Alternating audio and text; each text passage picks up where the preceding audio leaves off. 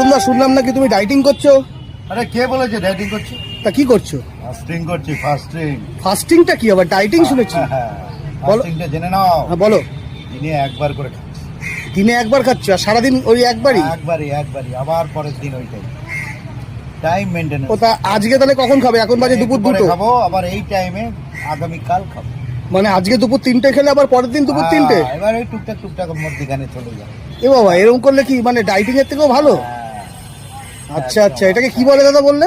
এটা কি বলে? ফাস্টিং। বাবা, তুমি তো অনেক কিছুই জানো। আমি প্রথম শুনলাম বলে ফাস্টিং বলে কিছু হয়। বলে কিছু হয় না, ফাস্টিং বলেই কিছু হয়। হয়। ডাইটিং এর থেকে ফাস্টিংটা বেশি ভালো। বেশি ভালো। তার জন্য অনেকে করে না, করতে পারলে শরীর চাঙ্গা থাকবে, তাই তো? আচ্ছা আচ্ছা, এবার বুঝলাম ফাস্টিং এর মানেটা। মানে দিনে একবার খাবো আর খাবো না। এতে কি হবে, ভেতরের যেসব জিনিসগুলো, সেলগুলো মরে গেছে ওগুলো জেগে উঠবে। অরুণদা বেশ জানো তো এগুলো, তুমি ভিডিওর মাধ্যমে লোকদের জানাও। হ্যাঁ, ফাস্টিং। আচ্ছা, থ্যাংক ইউ।